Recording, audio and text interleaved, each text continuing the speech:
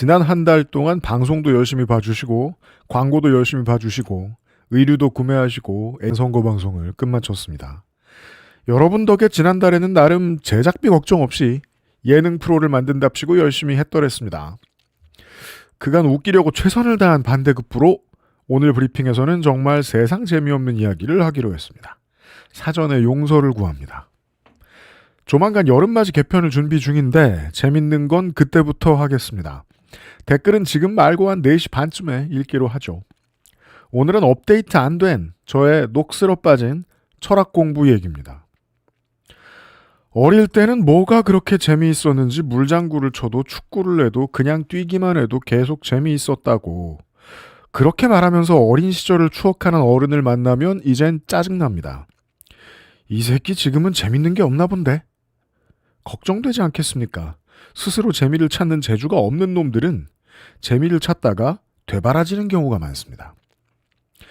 왜냐하면 재미를 찾는 일은, 놀이를 찾는 일은 아무리 생각해도 죽을 때까지 게을리해서는 안 될 일이기 때문입니다.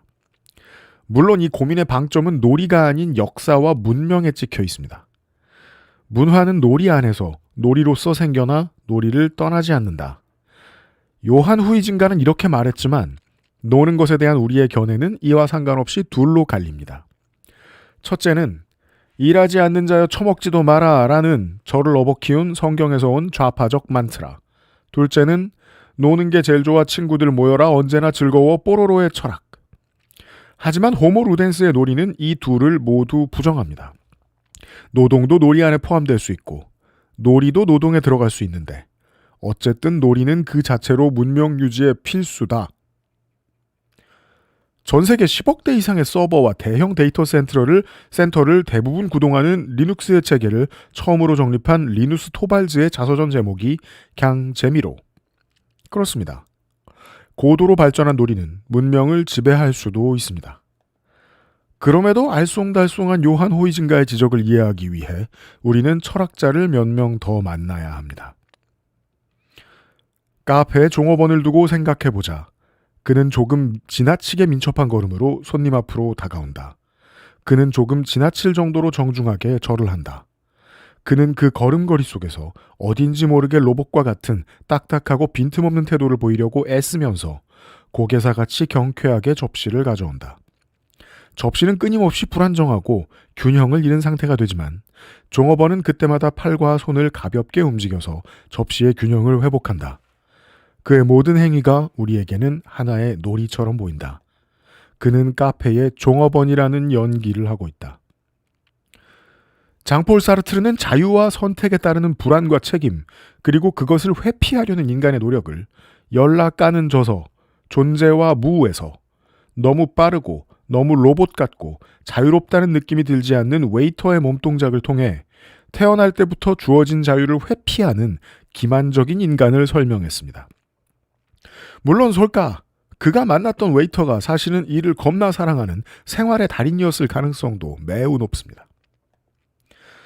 생활의 달인 이야기가 나와서 말인데 30대까지는 그 방송을 보면 그렇게 마음이 안 좋을 수가 없었습니다. 기계 문명의 발달에 따라 직장을 잃게 될 달인들이 출연자 중 태반이었으니까요. 그런데 요즘은 꼭 그렇게만 보게 되진 않습니다. 거대한 팔레트를 밀고 던져서 가지런히 쌓을 만큼 통제력이 뛰어난 사람이 장갑을 5손가락 틀에 1초 안에 끼워 넣기를 하루 종일 반복할 만큼 일을 신나게 연구한 사람이 일을 가지고 적극적인 놀이를 하지 않았다면 그 정도의 경지에 오르지 못했을 사람들이 과연 세상이 바뀐다고 해서 그 세상이 내어주는 새로운 미션 앞에서 좌절을 해봤자 얼마나 할까? 또 새로운 재미를 찾아내 다른 종목의 달인이 될 가능성이 더 높지 않을까? 그리하여 생활의 달인은 호모 파베르, 도구의 인간인 줄만 알았던 사람이 호모 루덴스, 놀이하는 인간이기도 한 인간의 이상적인 아름다움을 보여주는 다큐가 되는 순간도 덜어 있더라고요. 문제는 모든 도구의 인간이 놀이하는 인간이 되지는 못한다는 데서 출발합니다. 여기서부터는 한나 아렌트를 철학의 스타덤으로 올려놓은 명저, 전체주의의 기원이 큰 도움이 됩니다. 인간은 도구로만 쓰이다 보면 도구로서의 삶에 파묻혀 스스로를 고립시키게 되고 스스로를 고립했더니 정치에 대한 관심을 끄게 되고 그래서 더 고립되고 고립되니까 영향력이 사라지고 영향력이 사라지니까 외로워지고 외로워지니까 전체주의에 휩쓸려서 상당수가 학살에 신나게 동조하더라. 조금 읽어볼까요? 전체주의 정부도 인간을 고립시킴으로써 그들의 정치 능력을 파괴하지 않고는 존재할 수 없다. 전체주의 지배는 고독에 세상에 소속되지 않는다는 경험에 기반을 둔다. 그런데 이 경험은 인간이 가질 수 있는 가장 극단적이고 가장 절망적인 경험이다. 그냥 너무 배고프면 아무거나 먹듯이 외로움도 극한으로 가면 어떻게든 해소할 수 있는 문제인 줄 알았는데 한나 아렌트는 그렇게 생각하지 않은 것 같습니다. 고립감과 외로움을 가진 사람들이 모이면 외로움이 해소되는 것 같이 보이지만 그들은 거대한 고립감과 외로움을 들고 똘똘 뭉쳐서 커지고 히틀러와 스탈린은 그렇게 뭉쳐진 거대한 고립감을 분노로 환산해서 고립감에 지친 다수의 개인들로 하여금 테러를 일으키고 다니게 하더라. 그렇죠.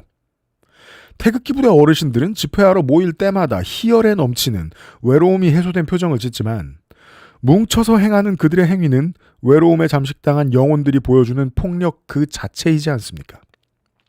모여있으면 안 외로울 거 아니야? 안 외로운데 왜 폭력이야? 정답. 외로움은 모여봤자 계속 외로움일 때가 덜어 있습니다. 또 다른 질문. 한국 사람들이 그렇게 외로운가요? 어쩌다가? 전 세계적인 원인들도 많습니다.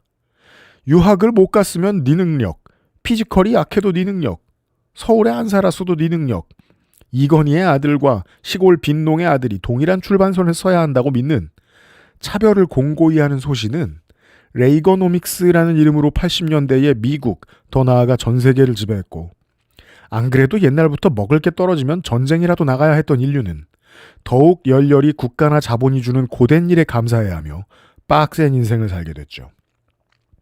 21세기부터는 소셜미디어라는 괴물이 나타나 사람들을 연결해주는 일을 한 번 할 때마다 사람들을 외롭게 만드는 일을 100번씩 하면서 우리를 병들게 하고 있습니다. 논리가 앞뒤로 하나도 안 맞는 말을 늘어놓으면서 소신이라고 떠드는 부정선거론자들의 계정을 보면 나머지 소셜글이 자기 잘생기게 나온 사진, 자기가 가진 비싼 아이템 늘어놓는 사진이며 팔로잉한 사람들도 잘생기고 잘난 맛에 사는 인플루언서들이라는 특성에도 일관성은 존재하는데 그 일관성을 한나 아렌트가 정리해줍니다. 테러리즘의 땔감이 되는 고립감과 외로움. 한국인들은 외롭다니까요. 그 고립되고 외로운 사람들이 올림픽 공원으로 쏟아져 나와 아무 말 올림픽을 펼치고 있습니다. 부실 시공으로 다리나 건물이 무너졌다면 그건 참사입니다. 그래서 이번에 일어난 투표용지 부족 사태도 참사입니다. 시민은 나라의 주인이니까 그들의 안전이 보장되어야 하듯 투표권도 보장되는 것이 당연하기 때문입니다. 여당은 투표용지 부족 사태 국정조사도 추진합니다. 잘만 되면 새 선관위원장을 여지껏 임명하지 않은 조희대 코트의 불통에도 상당한 수준의 견제가 가능하겠죠.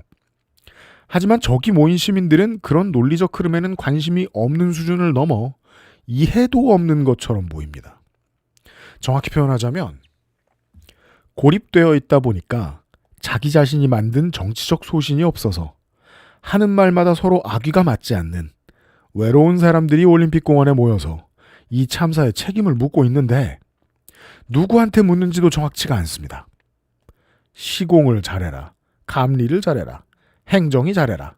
뭐라도 통일된 목소리가 나와야 할 텐데 스스로 고민을 하지 않다 보니 이 분석 포인트 하나를 끄집어내는데도 실패해서 모여든 이들은 성조기를 들라 마라, 부정선거를 주장해라 마라, 이준석 부모의 고향은 중국이다 한국이다, 뭐 하나 일관된 게 없고 일관성이 부족한 건 약점이니까 그 약점을 알아보는 갤러들이 집회 참가자들을 상대로 저런 무서운 장난을 칠 수 있게 됩니다. 앞에 서 있는 시민을 일컬어 진보 청년이라고 글을 몇 개 써주면 몇 분 뒤에 누군가가 나타나서 끌고 나간다. 전술이라고는 랜덤한 싫은 사람을 붙잡아 성향과 국적을 물은 뒤에 린치하는 것이 전부인 이 사람들이 자신의 전략에 얼마나 쉽게 고초를 겪는지 보는 일은 참사에 가깝습니다. 저런 해괴한 퍼포먼스를 하러 나온 사람이 너무 많지 않습니까? 2. 순수를 외치고 이것저것 보장하라 하는데 논리가 서로 맞지 않는 사람들은 1차 대전 이후 독일에도 존재했고 그들은 한나 아렌트의 동족을 수천만 명 죽였습니다. 그때도 비슷한 발견이 있던 모양입니다. 그들은 잔인함이 바로 사회의 인본주의적이고 자유주의적인 위선에 반대되는 것이기 때문에 잔인함을 주요 덕성으로 끌어올렸다.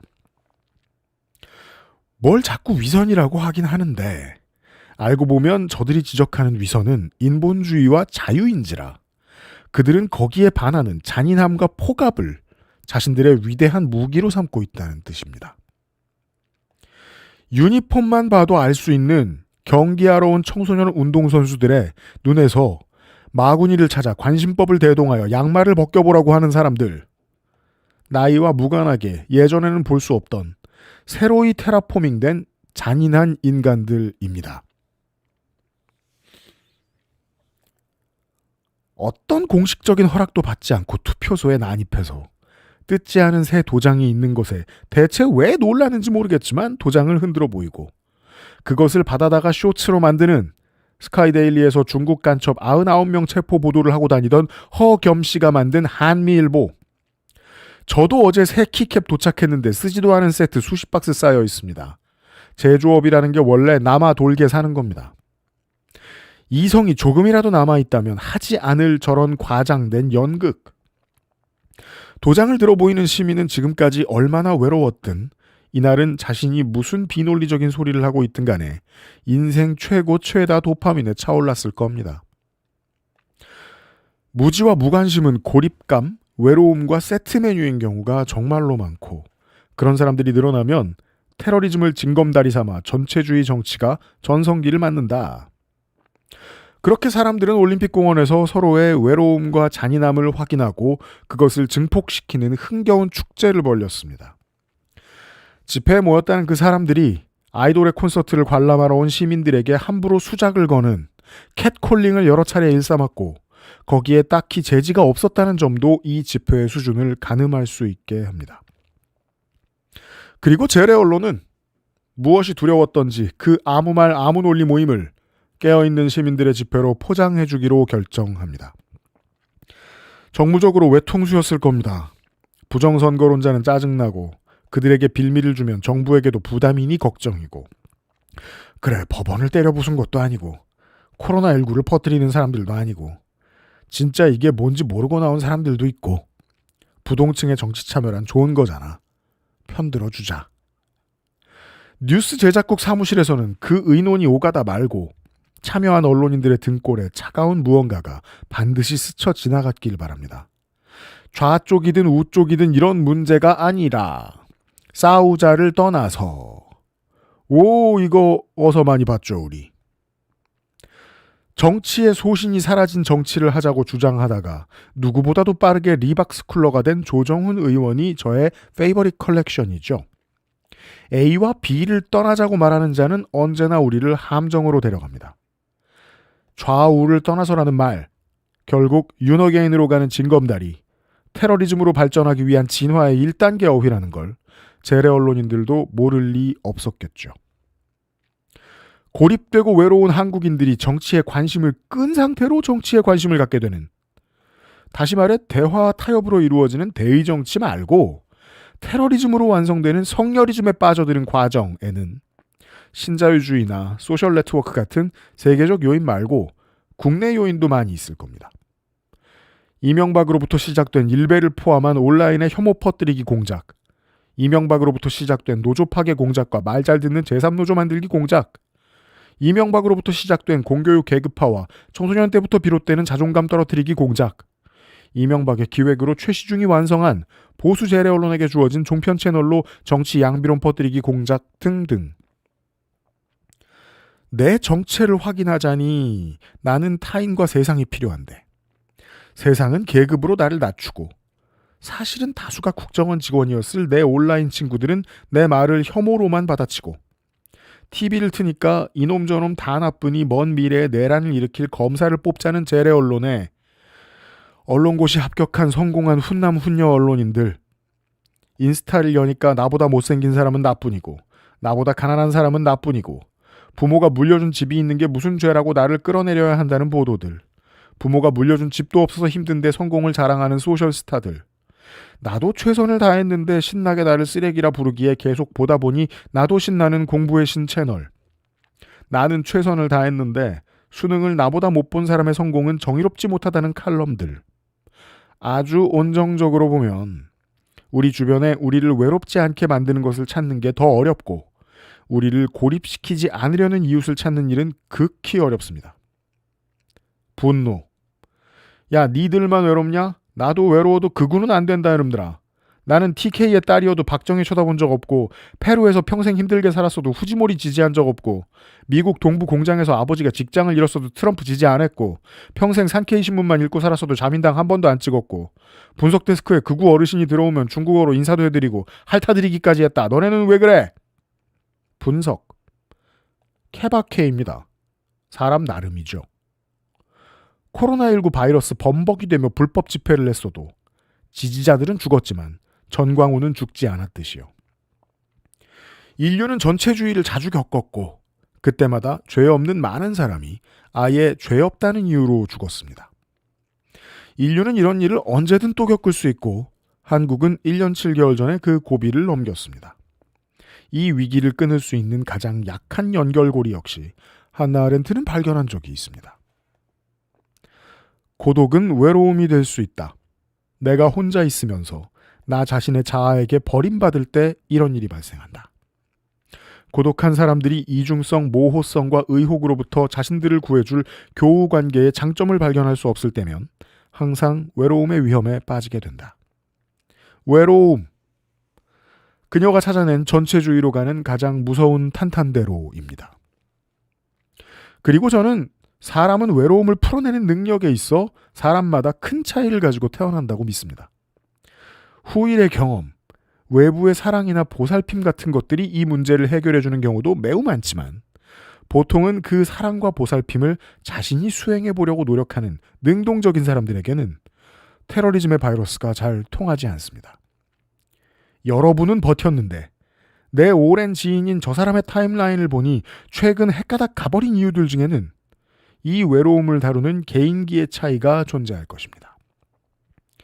고립과 외로움이라는 굳게 닫힌 문을 여는데 사랑만한 열쇠가 없다면 모든 메인 퀘스트가 그렇듯 사랑이 무엇이고 어떻게 하는 것이 옳은지를 고민하는 과정이 반드시 필요합니다. 날 때부터 석고상이었을 것 같이 생긴 주제에 맞는 말 되게 많이 한 플라톤을 챙겨봅니다. 아름다움과 선함이 뭔지는 잘 모르겠지만 사랑은 지혜를 소유하려는 갈망이라는 말은 후대의 많은 철학자들에게 사유의 중요한 원자재가 되었습니다. 한편 소유욕 강한 한 남성은 이렇게 말합니다. 내 사랑은 김지혜, 박지혜를 소유하려는 갈망일 뿐이다. 아니요, 그건 소유욕이라고 부르는 말이 따로 있습니다.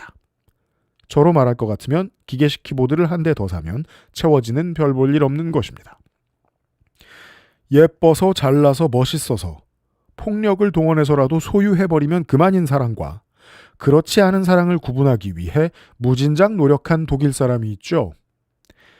에리히 프롬은 한나 아렌트와 마찬가지로 유대인 학살로 향해 가는 독일을 독일 내에서 지켜본 유대인이었고 한나 아렌트가 전체주의의 구조를 터프하게 탐구했다면 에리히 프롬은 거기 휩쓸려간 불쌍한 영혼들의 구제를 부드럽게 챙겼습니다. 권위를 갖길 원하고 타자를 복종하게 만들기를 좋아했던 나치의 부역자들이 놓친 건 무엇이었을까? 그리하여 사랑을 명사 러브가 아닌 동명사 러빙으로 발견해낸 사랑의 기술이라는 책이 탄생합니다. 누군가를 진정으로 이해하지 못하면 결코 사랑할 수 없다. 이해는 사랑의 가장 깊은 형태이다. 사랑의 핵심 요소는 관심, 책임감, 존중, 그리고 지식이다. 한참 일이 손에 잡히지 않고 연애도 안 풀리고 학교는 제적당했던 20대 초반 훈련소 분대장 다음으로 제게 정신을 바짝 차리게 해주었던 철학자 에리히 프롬의 말들입니다. 좀 이상하지만 이 책을 읽고 가장 먼저 떠올랐던 건 집에서 개와 고양이를 키우던 중고교 시절의 친구들이었습니다. 전봇대 냄새 좀 맡을라 치면 산책하던 강아지를 질질 끌고 가서 둘이서 티격태격하던 중딩. 그렇게 하고 나면 얘가 잠이 잘 든다며 애지중지하던 고양이를 벽에 집어던지며 정확한 착지를 감상하던 중딩. 무조건 실내 배변을 못하게 해서 개의 건강을 해쳤던 고딩. 고양이가 헤어볼을 토할 때마다 화를 내던 고딩. 아마도 빨리 죽었을 그 고양이의 사인은 위험이나 장폐색이었겠죠. 아, 에리 히프롬이 발견한 건 그거였구나. 사랑하려면 이해해야 하고 이해하려면 공부를 해야 하는데 이해를 위한 공부가 없는 사랑은 툭하면 폭력이 되는구나. 모르긴 몰라도 위에 열거한 친구들은 그 집 동물이 세상을 떠났을 때 운수 좋은 날에 김첨지 마냥 무척 슬퍼했을 겁니다. 인간성의 희망을 찾기 위해 저는 개들은 그땐 어렸으니까 라는 변명을 붙여보려고 시도합니다. 그 친구들이 나이를 먹은 지금도 동물과 산다면 지금은 그 동물을 똑바로 사랑하기 위해서 관찰을 하고 공부도 하겠지. 새나개도 보고 트레이닝 캠프도 가고 건강검진도 하고 지갑을 비우는 대신 머리를 채우겠지. 그러다 보면 사랑이 결실을 맺을 테니까. 글쎄요. 다들 그럴까요? 다들 사랑을 잘하기 위해 공부를 할까요? 나이를 먹어도 여전히 안 그러는 사람들도 있을까요? 네. 많은 개새끼들이요. 공부 없이 사랑이 이루어지길 바라는 이기적인 자들이요. 사랑 없이 공부만 했다고 지가 하는 말이 다 옳을 거라고 생각하는 냉소적인 자들이요. 지난 한 세기 동안 선배들이 무슨 마음으로 피를 흘려 얻어낸 민주국가인지 1도 알려하지 않으면서 남태령의 트랙터와 난방버스가 부럽고 여의도의 빛의혁명이 부럽고 한남동의 키세스단이 부러우니까 형태만 취하면 소유가 완성될 거라고 믿는 자들이요. 사상과 철학과 역사에 대해 충분히 공부했고 좋은 언론사에 들어갔고 정당에서 공천도 받았으니 이 커뮤니티에 대한 사랑은 없이 양비론만 퍼뜨리면 세상 사람들이 나를 사랑해 줄 거라 믿는 언론사와 정치권의 나르시시스트들이요. 부정선거론자들이 연설을 하고 신천지가 기도회를 하지만 그 보도거리들은 재래 언론들에 의해 축소되었고 선량한 시민임을 주장하는 모인자들 대다수가 이번에는 재선거를 주장하고 다음부터는 부정선거를 말하다가 눈치 봐서 일이 잘 풀리면 테러리즘을 과시하려 하는 암묵적 합의. 극우 시민들과 재래 메이저 언론의 환상적인 태그팀 플레이가 이어지고 있고 우리는 내란 때 멈췄고 서부지법 폭동 때 멈추었던 극우의 시계가 다른 전술을 통해 다시 돌아가기 시작했음을 느낍니다. 이들은 민주주의 체제의 전복을 원합니다. 좌우를 떠나서 보자고요? 말은 누가 못합니까? 우리 엄마도 1996년에 세뱃돈을 저 대학 가면 준다고 했습니다. 자기들이 이겼는데도 선거를 다시 하자는 주장은 그냥 선거가 싫다는 겁니다. 그리고 재래 언론이 저들을 일반적 저널리즘의 울타리 안으로 받아줘 버린 이상 이 싸움은 아주 길어질 겁니다. 몇 년 내로 한국 정부가 미국이나 일본의 식민지가 되려고 자원하거나 이를 반대하는 시민들을 한국 청년들이 찾아가 학살하는 일이 벌어질 확률 제로보다는 높습니다. 공부 없이 사랑하는 자는 전체주의자가 되었고 사랑 없이 공부만 한 자는 그 상황을 방조하고 있습니다. 후자가 자와 우의 구분을 흐트러뜨리는 동안 전자가 우리 사회를 극우로 이끌고 있습니다. 고립과 외로움에 절어 아무나 린치하기로 결정한 시민, 그들에게 고립과 외로움을 주입시키다가 자기도 린치당하는 이준석. 이들 중 그 누구에게도 개선의 여지는 없습니다. 그 자리에 모인 것도 성공이라면 성공인데 그 성공을 가져다 준 방법이 혐오니까 혐오 말고 다른 방법을 찾을 생각이 들지는 않을 겁니다. 이제 에리 프롬과 한나 아렌트가 동의하는 듯 보이는 이들의 문제에 대한 처방전을 찾아봅니다. 안전하게 작동하기 위해 자아도 타자도 세상도 필요 없는 인간 정신의 유일한 능력은 논리적 추론이다. 추론을 통해 도출된 결과는 나의 외로움이나 고립과도 타인이 내게 주는 박탈감과도 타협하지 않는 강인한 보석이라는 말로 저는 이해합니다. 그렇다면 그놈의 논리적 추론은 어디에 쓰일까요? 떨어진 신제품 도장이 어쩌다 여기 놓였는지에 대한 정확한 답을 얻는 데 쓰일 수 있습니다. 그 과정에 상식적인 사람들의 조언이 있다면 논리적 추론은 잘 완성될 겁니다.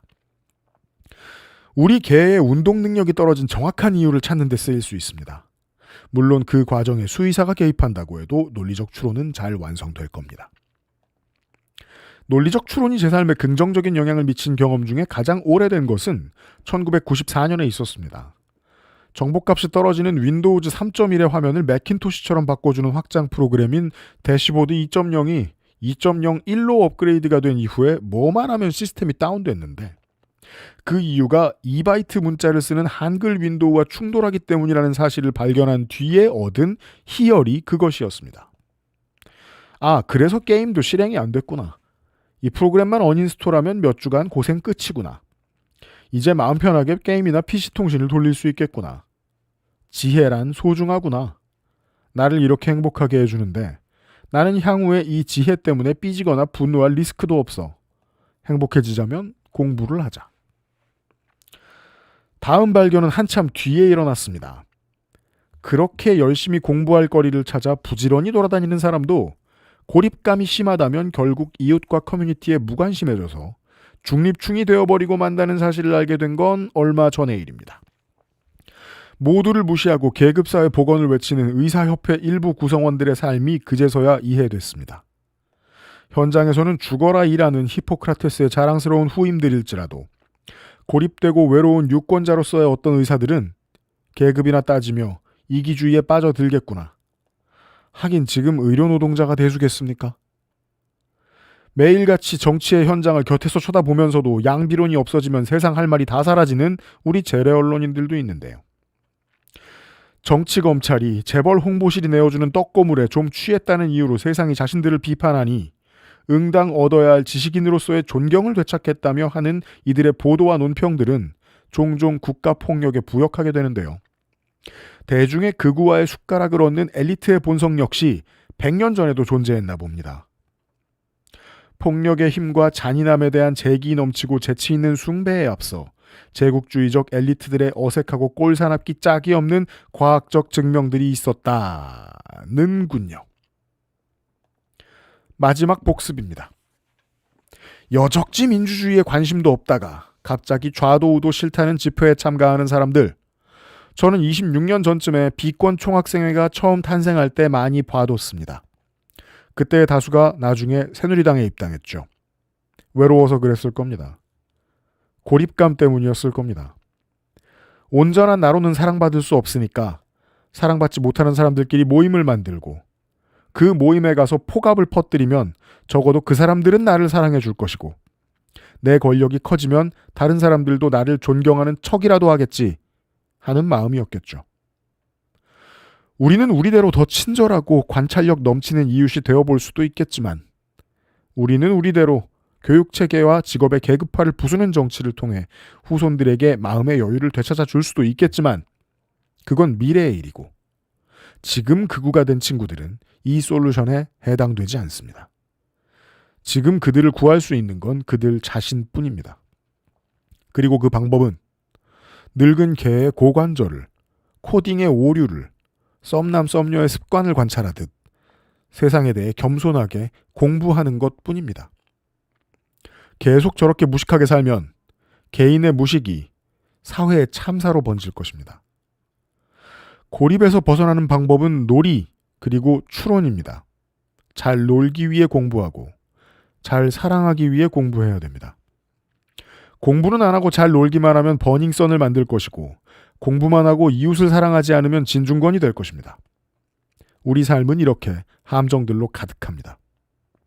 그 힘든 공부도 하고 사랑도 하려는 진심만이 세상을 구원할 텐데 권력은 꼭 진심 아니어도 잡을 수 있다는 게 문제입니다. 그자들에게 밀리지 않기 위해서 잠실의 저 사람들을 정부는 만나서 위로하고 다독인 거겠죠. 다른 더 나은 방법이 없었겠지만 이것이 여당 테라포밍의 신호는 아닌지 특정 정치인의 입당원서 모집은 아닌지 걱정하는 저 같은 사람도 있긴 있습니다. 그래도 아직은 어쩔 수 없었을 거라고 생각하고 싶습니다.